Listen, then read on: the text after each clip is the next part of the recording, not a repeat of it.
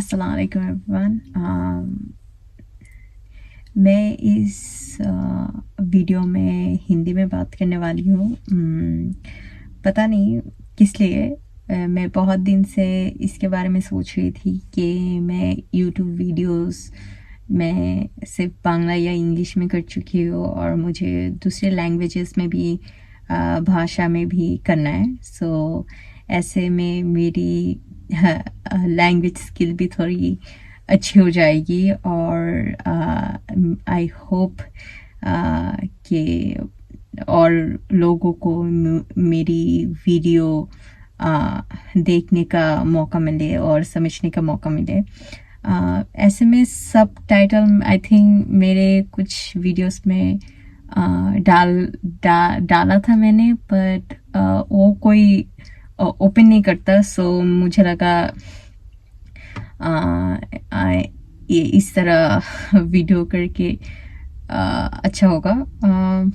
I am nervous little bit और बीच बीच में मेरी इंग्लिश आ जाएगी। आई कैंट हेल्प इट, मैं उसे रोक नहीं सकती क्योंकि मैं ज़्यादातर इंग्लिश यूज़ करती हूँ और मेरी एक्सेंट भी थोड़ी वियर्ड हो सकती है क्योंकि हिंदी मेरी फर्स्ट लैंग्वेज नहीं है। और मैं थोड़ा धीरे से बात करने की कोशिश कर रही हूँ क्योंकि अभी रात के 1 बज रहे हैं यहाँ पर जापान में और यहाँ का वॉल बहुत मतलब पतला है तो सब सुनाई देता है। और बहुत जापानीज पीपल वो कंप्लेन भी करते हैं। सो मैं इसलिए कोशिश करूँगी धीरे से बात करने की। और पता नहीं क्यों मुझे हमेशा अच्छे आइडियाज़ रात को ही आते हैं, इसलिए मतलब अगर मैं ये अभी नहीं करूँगी तो ये नहीं होगा। सो आई होप कि ये वीडियो अच्छा हो और मैं बहुत टाइम ले चुकी हूँ already. So I think let's start the video. सो मैं इस वीडियो में बात करने वाली हूँ कि हम हमारे लविंग रिलेशनशिप को कैसे स्ट्रांग रख सकें। और पता नहीं मैं कितना एक्सपीरियंस्ड हूँ इस टॉपिक में, बट जो मुझे लगता है मैं शेयर करने वाली हूँ और आई होप कि ये वीडियो से कुछ सीख पाए जो भी देख रहा है इसे। और मैं बार बार नीचे देख रही हूँ क्योंकि मैंने सारे टॉपिक्स लिख के रखा हुआ है। अगर मैं नहीं लिखती मैं रैम्बल करते रहती हूँ बहुत। So let's start.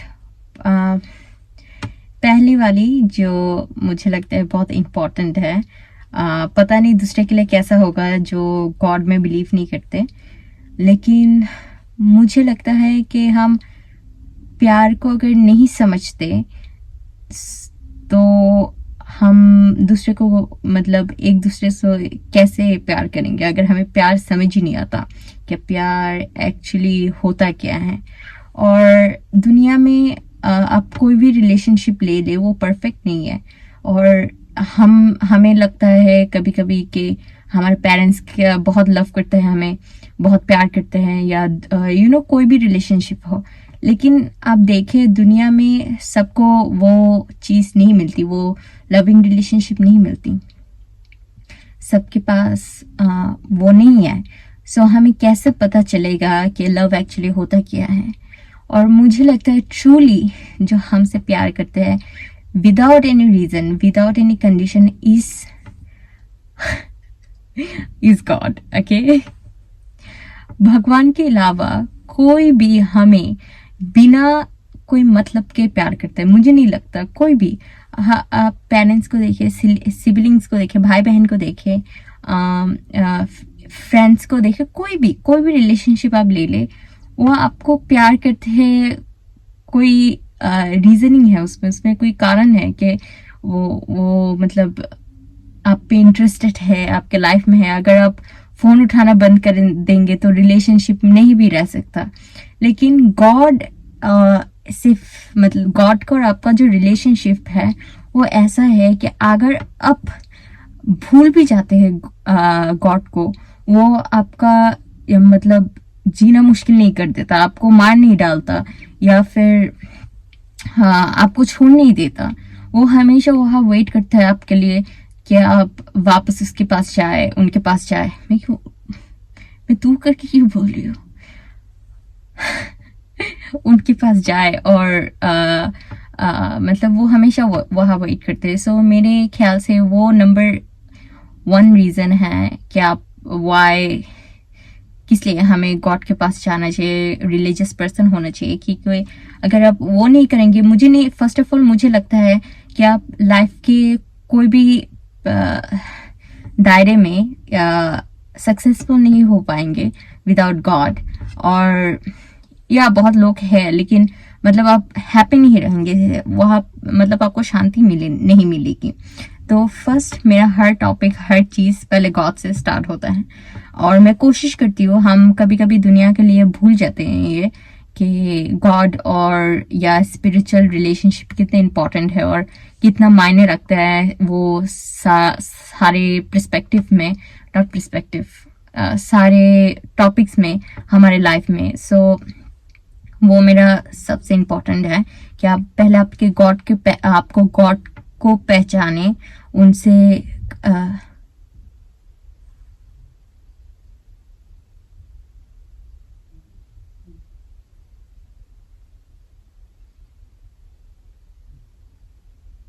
कि आप गॉड को पहचाने, लव को पहचाने, ताकि आप आपसे प्यार कर सके, प्यार को समझ सके, दूसरे को प्यार कर सके।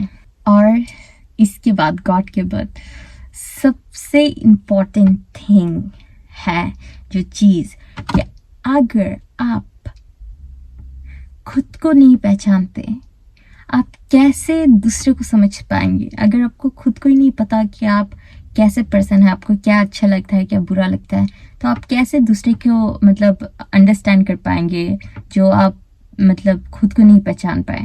सो वो बहुत इम्पोर्टेंट है कि आप खुद को पहचाने, ट्राई करें डिफरेंट चीज़ें, कोशिश करें खुद के बारे में पता करने का। और हमें लगता है कि हमारे साथ हमेशा है तो हमें सब कुछ पता ही होगा, लेकिन वो ट्रू नहीं है। अगर मैं देखूँ हमारे आसपास, हम दूसरे को समझना बहुत इजी होता है मेरे ख्याल से, क्योंकि हम देख पाते हैं उनका पूरा लेयर बाहर से, जो बाहर है एटलीस्ट हम जान पाते हैं। लेकिन कभी कभी अंदर वाली चीज़ें समझना, जानना बहुत मुश्किल होता है, और खुद का तो और भी ज़्यादा, क्योंकि हमारे पास बायस होता है, हमारे पास डिफेंस मैकेनिज्म होता है जो हमें पूरा पिक्चर देखने नहीं देता। सो इसलिए खुद को पहचानना बहुत इम्पोर्टेंट है। और खुद को पहचानने के बाद आपको एक्सेप्ट करना होगा खुद को, आपको खुद से प्यार जताना होगा, आपको अपने से काइंडनेस सीखना होगा। आप खुद से सीखेंगे सब कुछ पहले, दूसरे को दिखाने के पहले, और वो बहुत इम्पोर्टेंट है। और आप इस अनदर बेनिफिट, दूसरा बेनिफिट जो है कि आप दूसरे में डिपेंडेंट नहीं हो जाएंगे, कि अगर ये बंदा हमारे लाइफ में ना हो तो हम रह नहीं पाएंगे, हम खुद को समझ नहीं पाएंगे, हैप्पी नहीं रह पाएंगे। ये सब डिपेंडेंसी जो हम दूसरे पर्सन में दे देते हैं, ये उसके लिए भी बर्डन है, आपके लिए भी बर्डन है। सो ऐसा मत करें। ऐसे हमारे जो लविंग रिलेशनशिप है वो मतलब चोर जैसा हो जाता है। सो पहले खुद को पहचाने, खुद को पहचानने के बाद एक्सेप्ट करें खुद को, और फिर अपने आप से प्यार करना सीखें। फिर आप दूसरे पर्सन को प्यार कर पाएंगे, समझ पाएंगे। और अब फाइनली द मेन पॉइंट जिसके बारे में ये पूरा वीडियो है, जिसके लिए मैं इतना रैम्बलिंग कर रही हूँ, वो है आप लविंग रिलेशनशिप में, आप जितने साली रिलेशनशिप में हो, मैं ऐसे लोग को भी जानती हूँ जो मतलब 15-16 साल से एक साथ है, या फिर कोई पर्सन या कपल्स है जो मतलब सिर्फ 6 महीने से खुद को जानते हैं, एक दूसरे को जानते हैं, ये भी है। और दोनों में लास्टिंग इफेक्ट कौन सा होता है? दोनों रिलेशनशिप बहुत अच्छी तरह से वर्क हो सकते सिर्फ एक चीज से, वो है अंडरस्टैंडिंग एंड कम्युनिकेशन। आप अगर दूसरे के अंडरस्टैंडिंग का मतलब ये नहीं कि आप सब मतलब दूसरे का समझ पा रहे हैं। अंडरस्टैंडिंग का मतलब है अगर आपको समझ नहीं भी आ रहा फिर भी आप उनको अंडरस्टैंड कर रहे हैं, एम्पैथी दिखा रहे हैं, या वो किस मतलब दायरे से जा रहा है मुझे पता नहीं है, लेकिन मैं वेट करूंगी यहाँ ताकि जब उसका मन करे वो आके मुझे बताए। या फिर अच्छा उसे प्रोबेबली समझ नहीं आ रहा है क्या करेगा वो, मैं को हेल्प नहीं कर पा रही, मैं उसके सपोर्ट में हूँ, नो प्रॉब्लम या फिर सिर्फ बैठे रहना किसी के साथ, वो भी एक फॉर्म ऑफ अंडरस्टैंडिंग है। और कम्युनिकेशन, क्या अगर मैं क्यों जोर से बात कर रही हूँ, या फिर क्या बोल रही थी मैं, कम्युनिकेशन, टॉकिंग। आप सालों से एक साथ रह रहे हैं, इसका मतलब ये नहीं है आप मतलब एक दूसरे के माइंड में क्या है वो जान पाएंगे। कम्युनिकेशन, अगर आपको कुछ पसंद नहीं आ रहा, आप सालों से सहते आ रहे हैं, आप वो बता दे, वो क्योंकि वो कभी जाने नहीं वाला। हमें लगता है कि हम नेगेटिव फीलिंग्स, थॉट्स ये अंदर मतलब कभी रख देंगे, वो डिस्पोज हो जाएगा और समथिंग। हम मिट्टी से बने हैं, लेकिन इसका मतलब ये नहीं है हम एक्चुअली मिट्टी जैसे हैं। ओ, मिट्टी में भी सब कुछ वैनिश नहीं हो जाता, वो लिटरली ऑब्जर्व कर लेते हैं सब। हमारे साथ भी वही होगा, लिटरली हमारे साथ भी वो होगा। सो वो नेगेटिव फीलिंग्स और वो थिंग्स जो आपको डिस्टर्ब कर रहे हैं वो बता दे, क्योंकि उसके अगर आप नहीं बताएंगे वो हमेशा आपके रिलेशनशिप में एक ट्विस्ट लेके आएगा। स्टॉपनेस नहीं, कम्युनिकेट करना बहुत ज़रूरी है। वो अगर आप कोई भी मसला हो, आप अगर बात नहीं करेंगे वो नहीं जाएगा। सो हमेशा नो मैटर व्हाट, आप एंग्री हैं, सैड हैं, हैप्पी हैं, हमेशा बात करें, एक दूसरे से ऑनेस्टली बात करें। अगर आप एक पर्सन से ऑनेस्टली बात ही नहीं कर पाएंगे तो आप किस रिलेशनशिप में हैं, वो कोई भी रिलेशनशिप हो। हम एक दूसरे को हेट करना तभी शुरू करते हैं जब हम उनके आसपास कंफर्टेबल नहीं हो पाते। और कंफर्टेबल हम कब नहीं हो पाते, जब हमारे इमोशन हम शेयर नहीं कर पाते, थॉट्स शेयर नहीं कर पाते, हम अपना सेल्फ जो ट्रू सेल्फ है वो नहीं दिखा पाते। सो हमेशा बात करिए। बात के मतलब ये दो चीज़ें रिलेशनशिप में बहुत इंपॉर्टेंट है, अंडरस्टैंडिंग, एम्पैथी एंड टॉकिंग। और उसके बाद जो है वो है making time for each other. हमें लगता है कि स्मॉल थिंग्स मैटर नहीं करता रिलेशनशिप में, बट हमारे पास ऐसा होता है कि हम कुछ नहीं कर रहे, फिर सडनली एनिवर्सरी में हम फ्लावर्स ले आ रहे हैं या फिर बाहर खाने के लिए जा रहे हैं, रिलेशनशिप हो गया। ऐसे नहीं होता। और बहुत इंसान तो वो भी नहीं करता कि एनिवर्सरी में कुछ ला दे या स्टफ, वो भी नहीं करता। रिलेशनशिप में स्मॉल थिंग्स बहुत मैटर करता है। और नोटिस करना, स्मॉल थिंग्स, छोटी छोटी चीज़ें नोटिस करना भी बहुत इंपॉर्टेंट है। ओ आज का से बांग्ला कि आज उसका मूड बहुत ख़राब लग रहा है, या फिर वो आज कॉफ़ी क्यों नहीं पी रही, या फिर वो आज वॉक के लिए क्यों नहीं गया। ऐसे स्मॉल थिंग्स नोटिस करना बहुत इम्पॉर्टेंट है।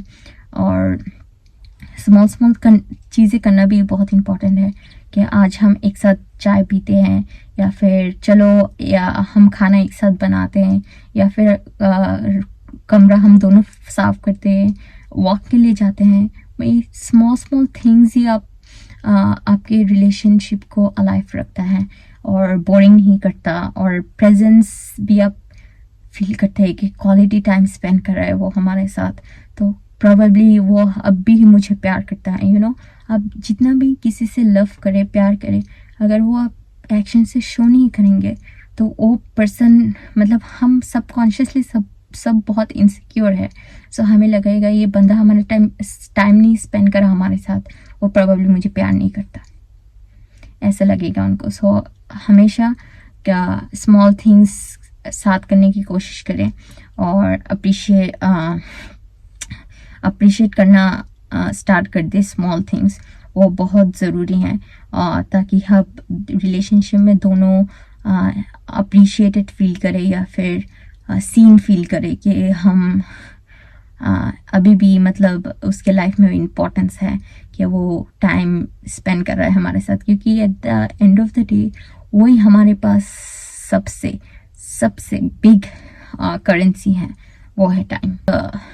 I think one of the hardest thing, ये मेरे साथ भी होता है कि किसी मतलब एक दूसरे को सॉरी या थैंक यू बोलना, स्पेशली हमारी कंट्रीज़ में ये सब नहीं होता कि हम पेरेंट्स को या अपने लव्ड पार्टनर को सॉरी या थैंक यू इजीली नहीं कह पाते, पता नहीं क्यों, बट ये हम नहीं कर पाते। बट वो बहुत इम्पोर्टेंट है कि आप एक दूसरे को अप्रिशिएशन दिखाएं, कभी कभी बताएं, इवन दो ये हमारी ड्यूटीज़ में पड़ता है, फिर भी बताएं कि oh thank you so much love for cooking for me, और thank you for you know buying this for me. ये बहुत इम्पोर्टेंट है कि आप एक दूसरे को अप्रिशिएशन दिखाएं, लव दिखाएं, रिस्पेक्टेड फील कराएं इवन, और ये रोज़ करने की ज़रूरत है। ये नहीं कि हम एक स्पेशल ओकेशन में सब दिखा दें और सारे बाकी साल मतलब एक दूसरे को एक्नॉलेज भी ना करें, ऐसा मत करें। हमेशा एफर्ट्स दें और एक दूसरे को सीन फील कराएं रिलेशनशिप में, क्योंकि एक रिलेशनशिप में आपको पता अनदर थिंग जो है वो आप रिलेशनशिप आपके बारे में नहीं है, रिलेशनशिप उस सामने वाले बंदे के बारे में है। हमेशा उस बंदे को सामने रखने की कोशिश करें, उसको हैप्पी फील कराने की कोशिश करें, अप्रिशिएशन फील कराने की कोशिश करें। वो अगर हैप्पी है तो मैं हैप्पी हूँ, ऐसा एटीट्यूड होना चाहिए। और डोंट टेक इट ग्रांटेड। मैं ये नहीं बता रही कि आप खुद को भूल जाए और मतलब उस बंदे को ही प्यार करते रहे, नहीं, मैं ये नहीं बता रही, लेकिन मतलब दोनों में ये एटीट्यूड होना चाहिए कि मैं इसकी लाइफ कितनी इजी कर सकती हूँ, इसकी लाइफ कितनी हैप्पी बना सकती हूँ, ऐसा माइंडसेट होना चाहिए, ताकि यू नो रिलेशनशिप में आप you know most of the जो झगड़ा होता है वो किस लिए होता है, क्योंकि हम हमेशा ऐसे फील करते कि मैं सही हूँ तुम गलत हो, या फिर हाँ मैं ये और तुम ऐसे नहीं। आप दोनों रिलेशनशिप में एक साथ हो, और तो जो सामने वाला बंदा है वो आपके बारे में केयर करेगा, आप सामने वाले बंदे को केयर करोगे, ये रिलेशनशिप है। सो ये याद रखें। अनदर थिंग इज ग्रो करना मत स्टॉप करें। हमारी ऐसी माइंडसेट हो गई है कि शादी हमारा लाइफ का एंड गोल है। नहीं, शादी एंड गोल नहीं है, शादी एक जर्नी है जो आप दूसरे बंदे के साथ तय कर रहे हो कि ये इस बंदे के साथ मैं अपनी पूरी लाइफ स्पेंड करने वाली हूँ, इस बंदे के साथ मैं अपनी ज़िंदगी शेयर करने वाली हूँ। ये आपकी इम्पोर्टेंट जर्नी यहाँ से स्टार्ट हो रही है, आपकी लाइफ अभी स्टार्ट हो रही है। आपकी लाइफ इतने वक्त आप बच्चे थे जब आप पढ़ते थे, यूनिवर्सिटी में थे, वो कॉलेज लाइफ में थे, वो आपका